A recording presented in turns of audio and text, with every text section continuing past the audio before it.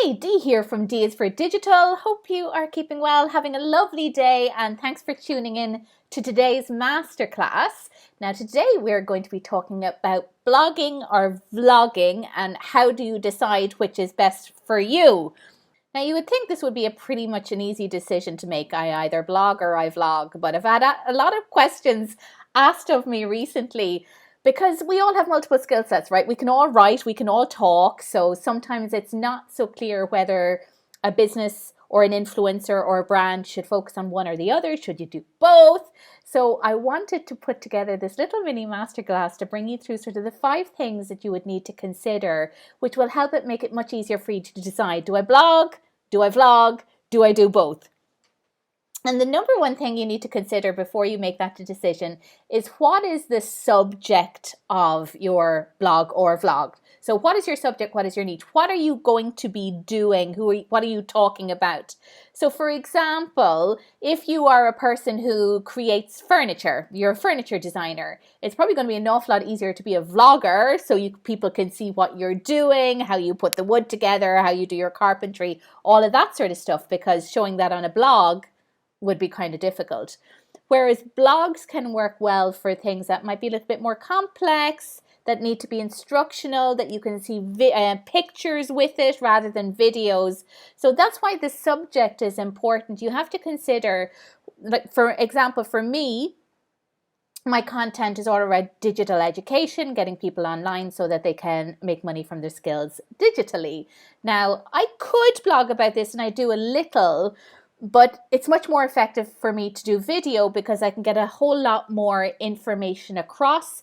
And from an education perspective, people retain nearly 60% more information when they watch a video as compared to when they read. So even though I could do blogs, and I do sometimes, it is much more impactful based on the subject matter that I cover for me to do it on video. So you have to consider, number one, what is the subject that you are focusing on, and is that a subject that's easier communicated via video or via blog? Now, number two is your own skill set.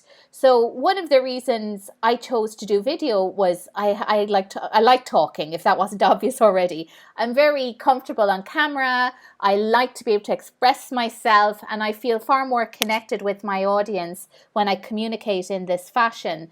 And that has that plays a big part in how you decide whether you blog or vlog.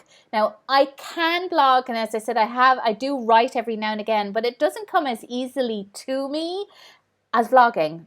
I can spend a day probably writing a blog, but I could get 20, 30 videos recorded in the same time. So you want to look at your natural skills and talents. Does writing come easier to you? Does talking and showing up on camera come easier to you? Because you want to choose what plays to your strengths, what plays to your existing skills. Now, it will also need to match your subject, right? Because if you are very good at writing, but the subject matter that you're covering will be more easily communicated via video, then you might have a little bit of tension there. And I would always go for work to what's best for your audience, because you can always upgrade your skills, right? You can learn how to do video, you can learn how to write if that's what you need to do. But the most important thing is that you're able to communicate the details of the subject that you're focused on in a really easy, succinct way. So looking at your subject, looking at what your skills are, but also then your audience. So number 3, what are your audience going to expect? What is easy for them? So thankfully, nearly everyone we know is on social media, right? So if I choose to put out video, which makes sense for my business, I know that my audience are going to be able to consume my video format. Now I have to think of things like, what am my audience going to like in terms of duration of videos? Because most of my videos average 20 minutes, which is pretty long in the scheme of things. But because the content I cover is quite detailed, it needs to be. So I'm okay with that, and it doesn't impact my views. But you do need to consider what is going to be the preferred way for your audience to consume your information? Is it going to be watching a video? And if it's that video, is it going to be a short video or a long video? Is it going to be a very punchy video? Is it an educational video? Is it a comedic video? Where are they going to watch that video? Is it in YouTube, in Facebook, on TikTok? All of those things. The same if you're a blogger. How are your customers going to find the blog? Does the blog need to be short, medium, long? Does there need to be a lot of imagery in it? What is the tone of their writing? All of these things, because it doesn't matter whatever medium you choose. If it doesn't resonate with your audience, you have a problem. Or if you make it difficult for them to find you, you have a problem. So as well as the subject matter and your skills, you need to make sure that, well, this is how my audience like to consume information. They like it bite-sized. It's generally on Facebook, so on, so on, so on. And let that dictate also whether you go the vlog or blog route. Now, if you're starting out, another consideration that I think is important and we need to talk about is also what you can afford, your costs. The costs of blogging and vlogging are different. Now, I would say going the blogging route costs less, certainly, to start up.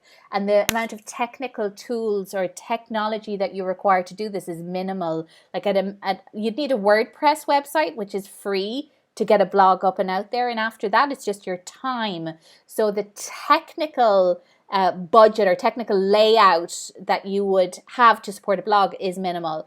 With a vlog, you could argue, yes, it is more expensive, but I don't think it has to be. It depends again on what kind of vlog you want to do. So my vlogs, like I'm doing here now, they're done on my laptop. I have my Apple headset. I've no fancy microphone. I'm using the inbuilt camera. Now, I do spend money on my video editing software. I use Camtasia, which is, I think, €249 a year. But this is software that I use every day. But there is video editing software out there that's free, like iMovie on the Mac. So you don't necessarily have to spend a lot more money on video, but depending on the kind of video your audience wants. Like if you look at some of the YouTubers, they will have studios, they'll have lighting, they'll have the really expensive microphones and cameras and all the things, and then sort of expertise around video editing. So video could become more expensive, but if video is your chosen format and it's what your audience wants and it works well for your skills and subject, I would say do it, because I've been able to work on video in a very low cost way and still have it meet my audience's needs. But again, it depends on what kind of video is going to be right for you and your audience. And last but not least, blog or vlog also depends on your goals. You know, what do you want to achieve? Whether you're an influencer or you're a brand or a small company, what are the goals that you want? And, you know, so when I say goals, does being a blogger or a vlogger change the revenue that you can make or the amount of fans that you can have, or depending on about how much time you have available or the technology or the investment? I mean, only you can know your goals, but I think it's important to consider, certainly at the outset, if I'm looking at blog or vlog, which is the easiest that's going to help me reach my goals the quickest I possibly can, yeah? And that might mean, oh, I'm going to go video because video resonates more with my audience. It has more reach, more people are going to watch it. If I go the blog route, it might be a little bit slower, again, depending on your audience. Or you might go, look, I want to start this thing out and I don't want to have to spend a lot of money because I'm just starting and I want to try things. So I'm going to go down the blogging route, and we go that way. So everyone's goals will be different, because the goals can relate to what you want to achieve as a business, but also your own personal goals in terms of how much money you want to invest in this, how much time you have to invest in this, how much energy you have to invest in this, all the other things that you may have to consider in your life. And these are important goals to consider too. But if you consider those 5 things and you have answers to those, then it should be easy enough you're leaning one way or the other. Now, you can do both, and there are people that do.